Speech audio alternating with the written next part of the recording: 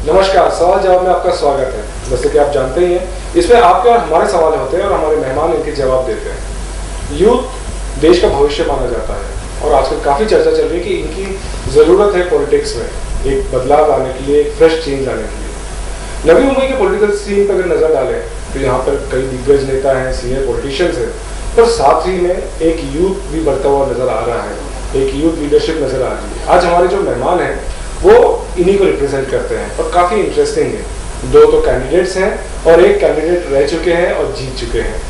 अब तो मैं मुलाकात कर रहा हूँ। सबसे पहले जो मेरे साथ में बैठे हैं नीलेश म्हात्रे, जो कि कॉर्पोरेटर रह चुके हैं नवी मुंबई महानगर पालिका के। इस बार इन्होंने चुनाव नहीं लड़ने का फैसला किया, इस पर तो डिस्कशन करेंगे। इनकी बगल में बैठे हैं जो राजनीति से तो काफ़ी टाइम से जुड़े हुए थे, पर पहली बार कूद पड़े हैं उसमें, मुनव्वर पटेल, जो राष्ट्रवादी के कैंडिडेट हैं खेरना एरिया से, गोपर खेरना के, और उनके साथ में हैं, बहुत ही इंटरेस्टिंग है, ये है आरपीआई के कैंडिडेट चंद्रकांत जगताप, जो नगर एरिया से अपनी किस्मत आजमा रहे हैं। इनके बारे में बहुत इंटरेस्टिंग बात है, हम जानेंगे। और ये जो पैनल है हमारा, ये बताएगा कि आज जिस तरह का यूथ नवी मुंबई के पॉलिटिक्स में आ रहा है, और ये बहुत वेलकम चीज़ है, क्योंकि अक्सर कहा जाता है कि अगर कोई काम नहीं रहा तो आप पॉलिटिक्स में आ जाइए। पर ये पैनल हमारा बताएगा कि किस तरह से उनके पास वेल सेटल्ड है, बिजनेस है, और फिर भी वो पॉलिटिक्स में आना चाहते हैं कुछ चेंज के लिए। सबसे पहले नीलेश, आपसे मैं शुरुआत करता हूँ। आप तो कॉर्पोरेटर रह चुके हैं, आज आपकी जो माताश्री हैं वो एमएलए भी बन गई हैं, सबको टिकट बांट रही है, लेकिन आपने फैसला किया कि आप टिकट नहीं लेंगे, क्यों ऐसा? एक घर में एक पद होना जरूरी है जो ऑलरेडी है। एक घर में एक पद होना जरूरी है जो ऑलरेडी मेरे घर में है, मेरी मम्मी है, एमएलए है, तो और एक पद होने की जरूरत नहीं, क्योंकि एक पद रहेगा तो काम हो जाते हैं, और एक पद होएगा तो क्या डबल काम होएगा, ऐसा हम नहीं मानते। तो ये थिंकिंग किसकी थी? एक यूथ की, आपका जैसे पॉलिटिकल करियर की बात है, पूरी आगे जिंदगी बढ़ी है, तो ये कुछ उस हिसाब से आपको कुछ लगता नहीं है कि कुछ उसमें रुकावट आ सकती है? नहीं, क्योंकि देखो अभी अगर मेरा काम अच्छा रहेगा अभी अगले आने वाले का समय में, तो मैं आगे बढ़ के आगे काम कर सकता हूँ। यानी पेशेंस दिखाने की जरूरत, पेशेंस की जरूरत है। मुनव्वर, पेशेंस की बात आ रही है, आपके टिकट को लेकर तो काफी कंट्रोवर्सी चली थी, काफी कुछ न्यूज में चर्चा में आया, आपके एरिया से लोग चाह रहे थे, ये भी आया कि शायद आप पार्टी छोड़ देंगे, नाराज हो गए कि आप अभी तक बाउंड्री पे थे पॉलिटिक्स के, फाइनली आपको टिकट मिला।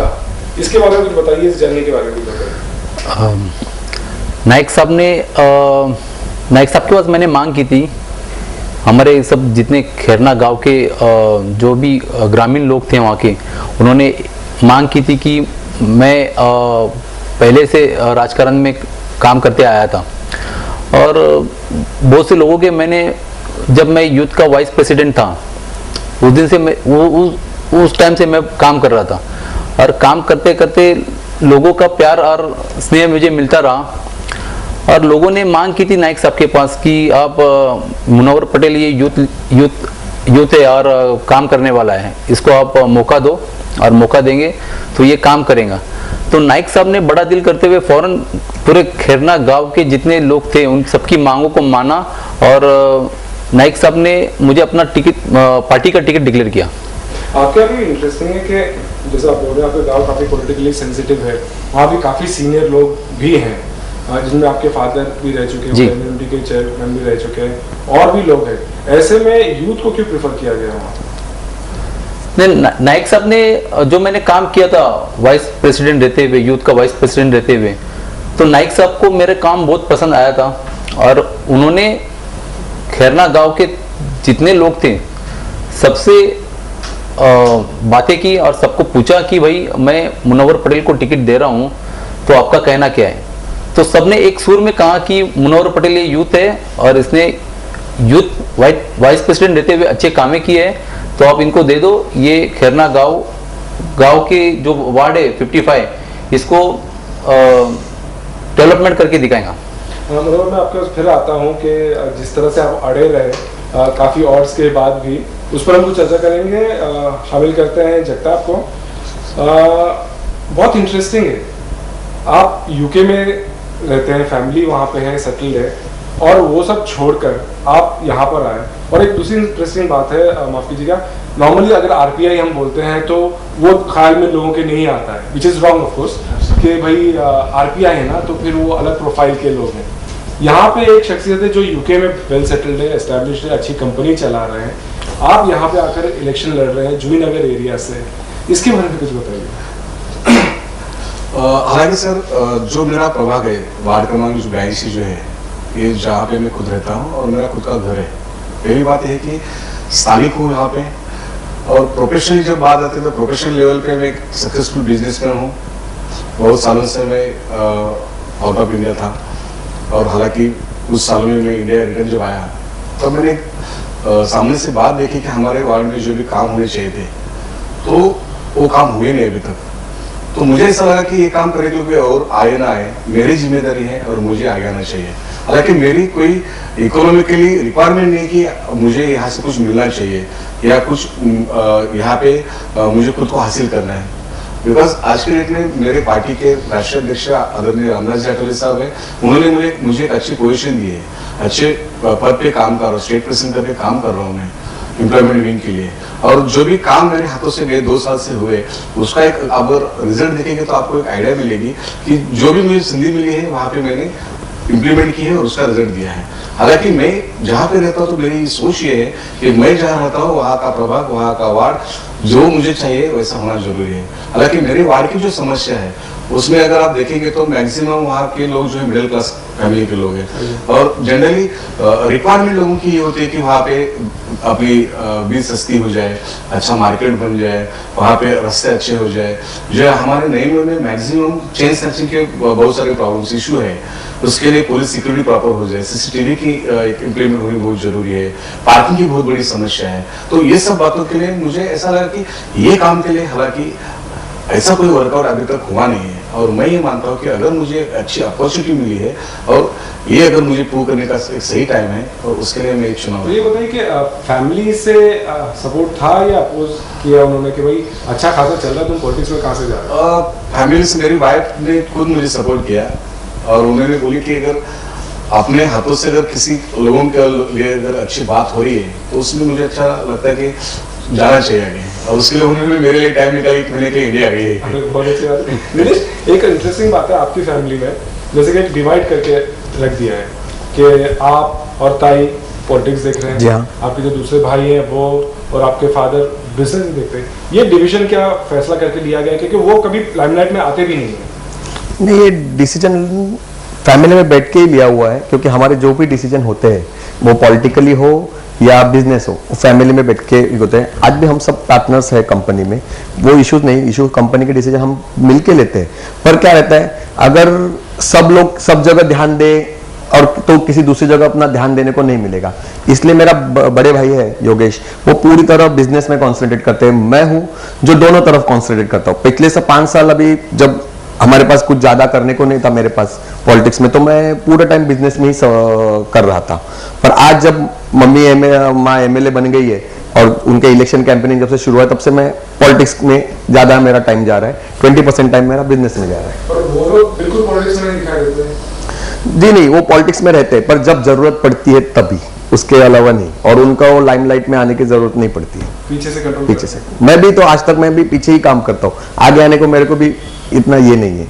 मनोहर, एक बहुत इम्पोर्टेंट इशू आपने कहा कि फाइनेंशियली वेल ऑफ था, जैसे मैंने कहा कि आप लोग सभी सक्सेसफुल रहे हैं, नहीं तो अक्सर कहा जाता है पॉलिटिक्स में जाओ पैसे कमाने के लिए, यहाँ पर वो इश्यूज है ही, सब वेल सेटल्ड हैं, सब है।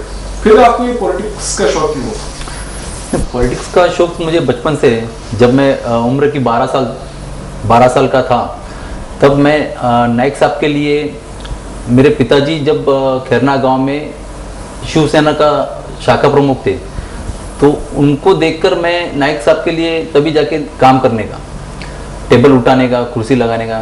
पॉलिटिक्स का शौक तो बहुत पहले से है, और ये शौक बढ़ते गया जब मुझे मौका मिला काम करने का संदीप नाइक के साथ। जब मैं इस क्षेत्र में काम कर रहा था तब मेरा और इंटरेस्ट बढ़ गया था, और अब जब मौका आया था और नाइक साहब ने मुझे जो टिकट दिया, टिकट देने के बाद मुझे ऐसा लग रहा है कि मुझे एक अच्छी जगह पर काम करने का मौका मिलेगा, एक महानगर पालिका में रिप्रेजेंटेटिव, मेरे समाज का रिप्रेजेंटेटिव करने का मौका मिलेगा। इसमें एक और थोड़ा आपके लिए नया एक्सपीरियंस होगा, क्योंकि आप पॉलिटिक्स में थे, जैसा आप बोल रहे वाइस प्रेसिडेंट थे एनसीपी यूथ वगैरह के, पर अब घर घर जाना, लोगों से मिलना, ये कुछ एक नया एक्सपीरियंस होगा। ये कभी कभी और लगता है कि यार क्या कर रहा हूँ मैं।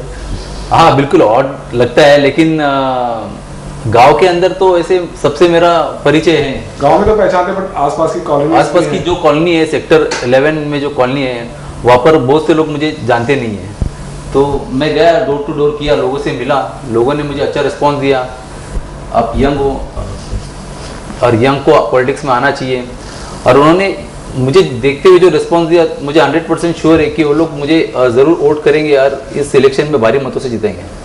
जितना ये बताइए कि आपकी पार्टी को यहाँ पर जैसा यूपी में तो शामिल नहीं किया गया था, उन्होंने कहा अपने आप फील्ड करें कैंडिडेट से, आपका चुनाव किस बेसिस पे हुआ? सर वही मैंने बताया, पहले भी मैंने यही कहा था कि मेरा जो उम्मीदवारी यहाँ पे दी है, तो मेरे काम को देखिए मुझे उम्मीदवारी दी है। और रही बात जो पार्टी लेवल पे इम्प्लीमेंट होने की, जो मेरे पार्टी के वरिष्ठ नेता है जो डिसीजन लेंगे, और एक मैं सामान्य कार्यकर्ता हूं, तो मेरी एक रिस्पॉन्सिबिलिटी है कि उन्होंने जो मेरे बारे में डिसीजन लिया उसको प्रूव करना। कंपटीशन नहीं हुआ? कुछ कंपटीशन नहीं हुआ, क्यों अक्सर पार्टी के टिकट्स को लेकर इश्यूज होते हैं। मुझे ऐसा लगता है कि जो मेरा वार्ड है वहाँ पे आरपीआई का कोई दूसरा काम करने वाला नहीं है। और रही बात की आरपीआई एक खाली पार्टी नहीं है, एक मूवमेंट है जो बाबा साहब अम्बेडकर की आइडियोलॉजी पे चलती है। तो पॉलिटिक्स को लेकर अगर हम लोग सोचते हैं तो उसको आइडियोलॉजी मानते हैं और उसको शौक नहीं जताते हम लोग, उसको हम लोग हमारी पॉलिसी मेकिंग में इम्प्लीमेंट के लिए सोचते हैं। हालांकि ये एज में भी हम लोग अगर हमारी पार्टी से अगर इतने निस्सीम है या एकनिष्ठ है, उसका कारण ही ये है कि हमारी रिक्वायरमेंट कहीं कहाँ से कुछ मिले और खुद को प्रूव करे इसके लिए नहीं है। तो हमारी जिम्मेदारी ये है कि रिपब्लिकन पार्टी के लिए शोषित पीड़ित कष्टकारी समाज जो है, जो पिछड़ा वर्ग है, जो आर्थिक दुर्बल घटक में काम करने वाला वर्ग है, उनके लिए काम करने वाला हो। हालांकि आप अगर आप देखेंगे तो आपको एक आइडिया मिलेगी कि लास्ट ईयर से हम लोगों ने जो आरक्षण के मुद्दे उठाए वो मैक्सिमम मराठा आरक्षण के लिए हम लोगों ने आंदोलन किया है। हम लोग ने ब्राह्मण समाज का उनको आरक्षण मिलना चाहिए उसके आंदोलन किया है। तो ये सब बातें हैं। तो हालांकि रिपब्लिकन पार्टी जो है वो कहीं single only community Buddhist community के लिए काम नहीं कर रही है। बाबा साहब की जो रिपब्लिकन पार्टी है उसका मीनिंग ये है जो लोकशाही के ऊपर चले, और हम लोग लोकशाही मानने वाले लोग हैं। चलिए, अपनी अपनी बात तो तीनों ने अभी की है और बहुत सुलझी हुई बातें की है, काफ़ी आशा बनती है इससे। एक छोटा सा ब्रेक लेते हैं और उसके बाद जानते हैं कि इनकी राय क्या है, जो नवीनमय पॉलिटिक्स में जो चल रहा है, जानते हैं कि उसके बारे में वो क्या सोचेंगे। बहुत जल्द हम वापस आएंगे, आप कहीं जाइएगा नहीं।